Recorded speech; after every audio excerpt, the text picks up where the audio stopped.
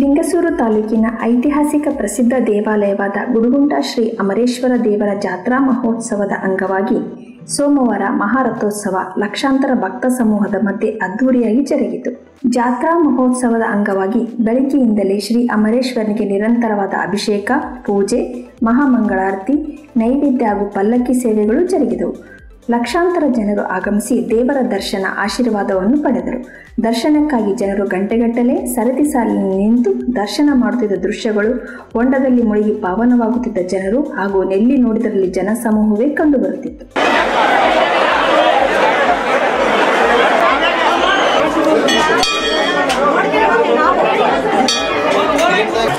ಪ್ರತಿ ವರ್ಷದ ಅನುಸಾರವಾಗಿ ಈ ವರ್ಷವೂ ಅಮರೇಶ್ವರ ಮಹಾರಥೋತ್ಸವ ಜರುಗಲಿದ್ದು, ನಮ್ಮ ಹೈದರಾಬಾದ್ ಕರ್ನಾಟಕ ಭಾಗದ ಆರಾಧ್ಯ ದೈವನಾಗಿರ್ತಕ್ಕಂಥ ಅಮರೇಶ್ವರನ ಜಾತ್ರೆ ವಿಶೇಷವಾಗಿ ರೈತರ ಜಾತ್ರೆ ಅನ್ನೋದರಲ್ಲೇ ಪ್ರಖ್ಯಾತಿ ಪಡೆದಿರತಕ್ಕಂಥದ್ದು. ಅದರ ಜೊತೆಗೆ ಈ ಭಾಗದ ಹೆಸರಾಂತ ಮನೆತನಗಳಾಗಿರ್ತಕ್ಕಂಥ ಗುರುಗುಂಟ ಮತ್ತು ಗುಂಟಗಳ ಸಂಸ್ಥಾನಕರು, ಅಮರೇಶ್ವರ ದೇವಸ್ಥಾನದ ಎಲ್ಲ ಪ್ರಧಾನ ಅರ್ಚಕವೃಂದದವರು, ಸರ್ಕಾರದ ಪ್ರತಿನಿಧಿಗಳ ಸಮ್ಮುಖದಲ್ಲಿ ಈ ಒಂದು ಜಾತ್ರೆ ನಡೀತಾ ಇರೋದು ಬಹಳ ಸಂತೋಷ.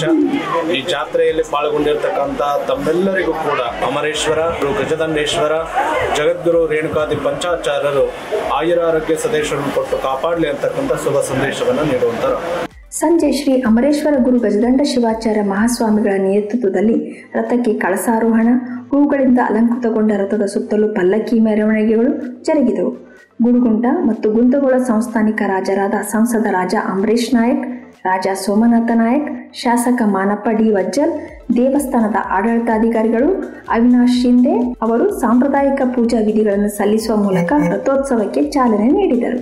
ರಥೋತ್ಸವದ ಪ್ರಾರಂಭಕ್ಕೂ ಮುಂಚೆ ಮಹಾರಥಕ್ಕೆ ಸಂಸ್ಥಾನಿಕ ರಾಜರು ಮತ್ತು ಗಜದಂಡ ಶ್ರೀಗಳು ಕಾಯಿ ಒಡೆಯುವುದನ್ನು ನೋಡಲು ಭಕ್ತ ಸಮೂಹ ಕಾತುರದಿಂದ ಕಾಯುತ್ತಿತ್ತು.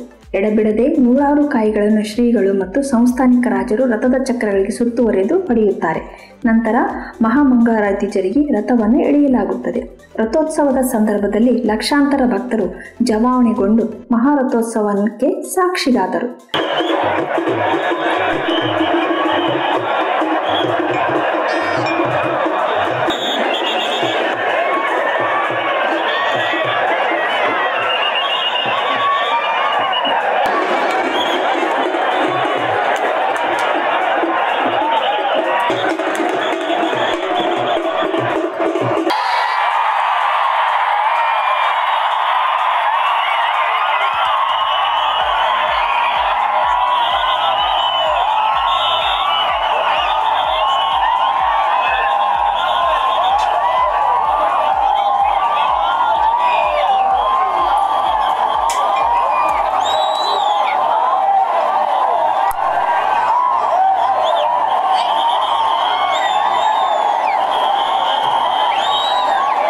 ಇದೇ ಸಂದರ್ಭದಲ್ಲಿ ವಿವಿಧ ಮುಖಂಡರುಗಳಾದ ಎಂಎಲ್ಸಿ ಶರಣಗೌಡ ಬಯ್ಯಾಪುರ್, ಮಾಜಿ ಸಚಿವ ಅಂಬ್ರೇಗೌಡ ಪಾಟೀಲ್ ಬಯ್ಯಾಪುರ್, ಮಸ್ಕಿ ಮಾಜಿ ಶಾಸಕ ಪ್ರತಾಪ್ ಗೌಡ ಪಾಟೀಲ್, ದೊಡ್ಡನಗೌಡ ಪಾಟೀಲ್, ಗಜೇಂದ್ರ ನಾಯಕ್, ತಹಸೀಲ್ದಾರ್ ಡಾಕ್ಟರ್ ಮಲ್ಲಪ್ಪ ಯರ್ಗೋಳ್, ಡಿವೈಎಸ್ಪಿ ದತ್ತಾತ್ರೇಯ ಕಾರ್ನಾಡ್ ಉಪಸ್ಥಿತರಿದ್ದರು. ಪೊಲೀಸ್ ಇಲಾಖೆಯಿಂದ 2 ಡಿವೈಎಸ್ಪಿಗಳು, 4 ಜನರು ಸಿವೈಪಿಗಳು, 8 ಜನ ಪಿಐಗಳು ಮತ್ತು 160ಕ್ಕೂ ಹೆಚ್ಚು ಪೊಲೀಸ್ ಸಿಬ್ಬಂದಿಗಳು ಬಿಗಿ ಬಂದೋಬಸ್ತನ್ನು ಸಹ ನೀಡಿದರು.